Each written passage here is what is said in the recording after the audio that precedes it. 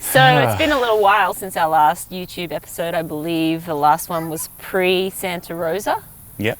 And there's been a lot that's gone on since then, but we would have shared everything and actually got a lot of footage, but Mr. Talbot Cox has been very busy and also maybe a little lazy and hasn't gotten out. I'd say the content. mainly lazy. Mainly lazy. Mainly just doing too much in his life. So. Oh, hi, Izzy. Hi. Oh, thank you. Oh, thank you, sweetie. What is this? Mommy needs one, thank you. I don't know. And some sort of prize to the viewer that tells me what this is.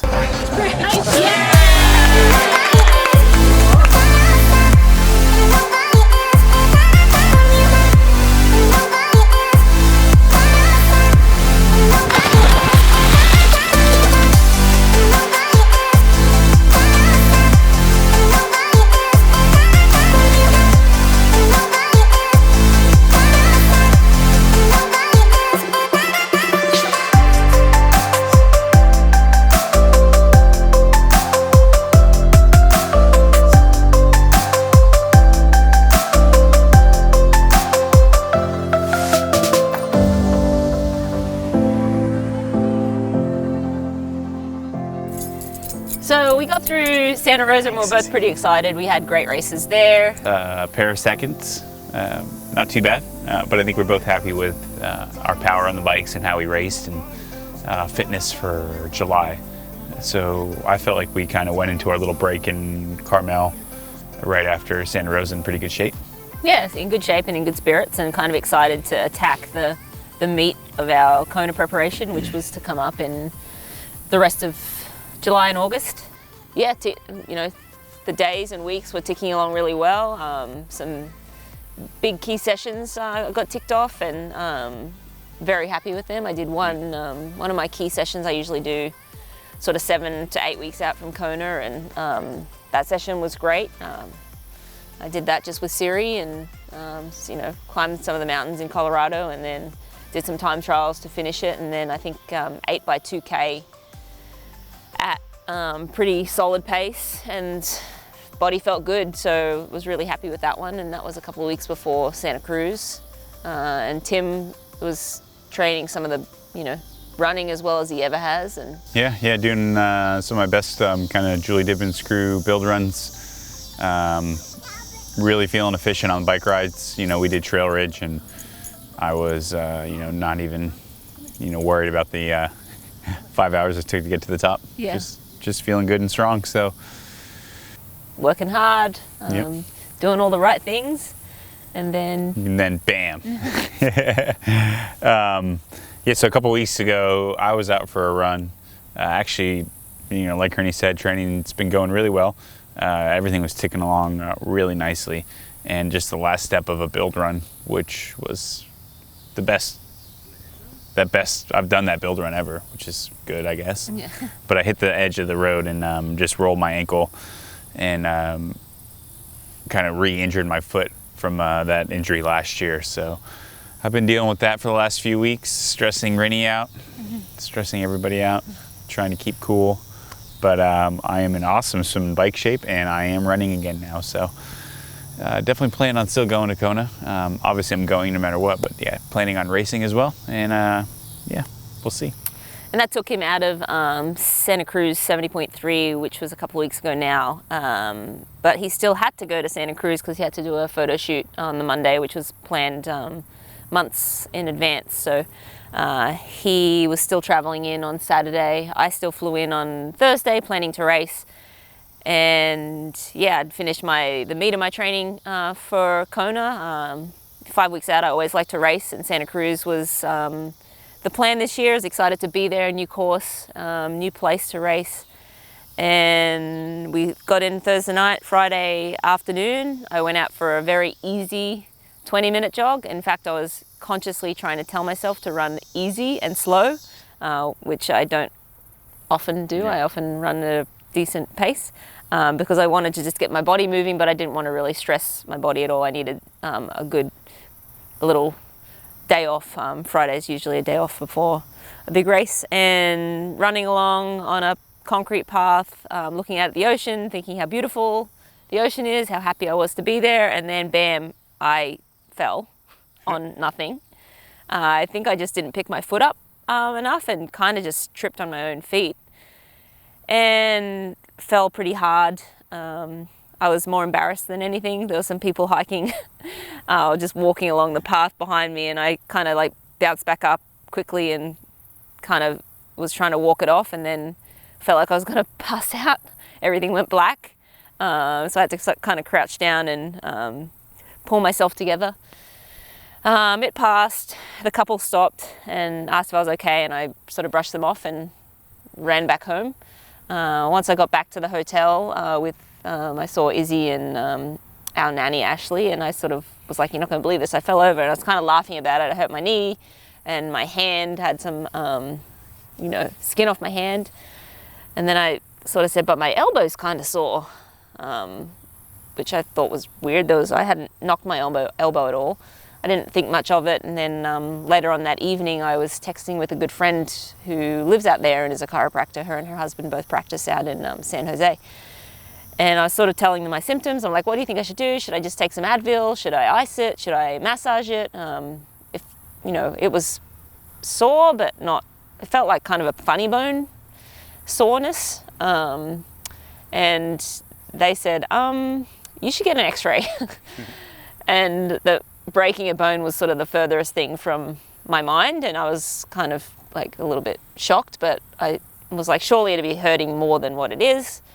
And I went to bed that night, took some Advil. They said if it didn't feel any better from icing an Advil, then I should go to the urgent care the next day, and woke up, didn't feel any better.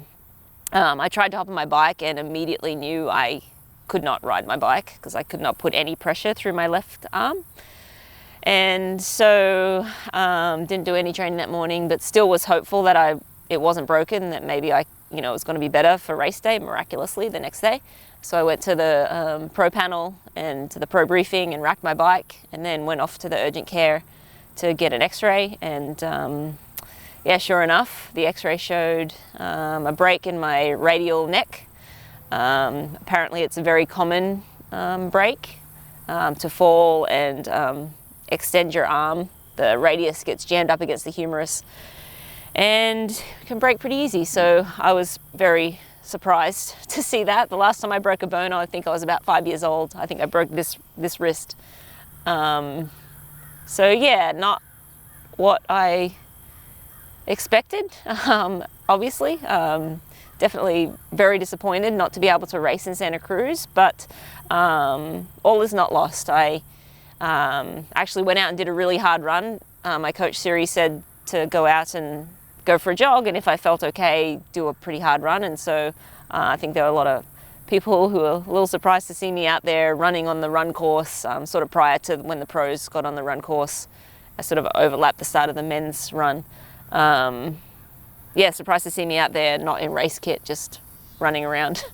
And then, sort of came back to Boulder, got another x-ray and saw my sports doctor in Boulder, and he definitely confirmed, yes, it's definitely broken. These breaks take 6 weeks to heal.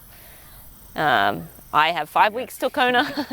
But the good news is that this bone likes movement, so I'm encouraged to move it. And the sports doc was actually really surprised with my range of motion that I had, just days after breaking it. So running, no pain. Cycling, I'm on the wind trainer and hoping to get out on the road, in a few days here, or even, it doesn't really matter as long as I'm able to do the work, and I am able to do the work on the trainer, which is actually probably more beneficial, albeit very boring and hard on the trainer. But and I'm slowly moving through the pool, but I can't really put any pressure through my left arm just yet. So not ideal preparation for Kona, but in all my years of racing, I've never had an injury that's taken me out of competition for more than a few days, or training for more than a few days, and this is really a first. So rolling with the punches. I still will be towing the line in Kona. Me of all people can't really afford to be swimming any slower, but I'm probably going to be, I'd say definitely going to be slower than normal out of the water, but I mean, I've trained all year for this race, and I feel that I'll be able to get through the swim okay, and I think I'll be able to put together a good bike and run, and you never know. Magic things have happened on that island before, and I'm hopeful that I can create some magic again, but yeah, not the preparation that I was hoping for. A little bit of bad luck. Yeah, so between us, we'd do I think we could win the race if Tim did the swim and bike and then I did the run. I feel like we can tag her in. We could probably, we got that covered. Yeah. Yeah, we're a pretty sorry sight in Santa Cruz. If you would like to see a relay division, a professional relay division, please write to Ironman. Couples division. I feel like we've got it covered. Yeah, we were a sorry sight in Santa Cruz. We went out just to cheer on some of the fellow professional athletes on the run, and everybody out there racing. Well, of course, yeah. But yeah, Tim had his boot on because he was just trying to protect that and help it heal that foot as quickly as possible. And I was supposed to be out there racing and was just kind of sitting on the side. You're sitting on a park or a bus stop bench. I was sitting on a bus stop. At like mile what? I don't know. Like middle of the course, nowhere near a transition. Yeah, bit of a sorry sight, but yeah, as I mentioned, all is not lost. We're forging forward. We're hopeful that we can still put together really good races in Kona. But again, you know, in 4 weeks' time, we'll see. All will be revealed, and whether we should have just shut the season down then or kept on. But I still feel excited to get out there and see how well I can race. Yeah, same. I mean, I've had a light race schedule. I've only raced 2 times this year, so I'm hungry to race. You know, this is just another setback, but hopefully it doesn't keep me from the start line, and the hunger is still there. So it's definitely been a not so year. We could fill ESPN's not top 10 list of events. Well, we started with my bike crash in March, and that took me out of Ironman Texas. How many other races? Cancun, Texas Challenge 70.3, Texas Challenge 70.3, Panama City 70.3, then Ironman Brazil. And then, you know, you went down to Texas 70.3 and were there to race and ended up getting sick, didn't start. You had the infamous Mexican Coke bottle. Oh, yeah. Explosion into the leg, stitches before the race in Mont Tremblant. Overcame that. Had a great race. Won. One of your 2 wins this year. Yep. And then we had me hurting my foot, and then you, like 2 weeks later, breaking your elbow. Yes. So a pretty rough year, but we're still pushing forward. Some might call us crazy. Yep.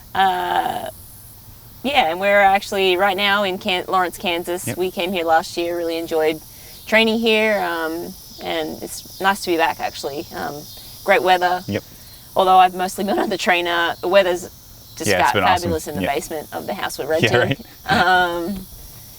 Yeah, right. And final preparation. We're coming up to 3 weeks to go till Kona now, so we're managing our injuries well. I've never said that before. Managing my injury. Yeah. It's new. Welcome to the club.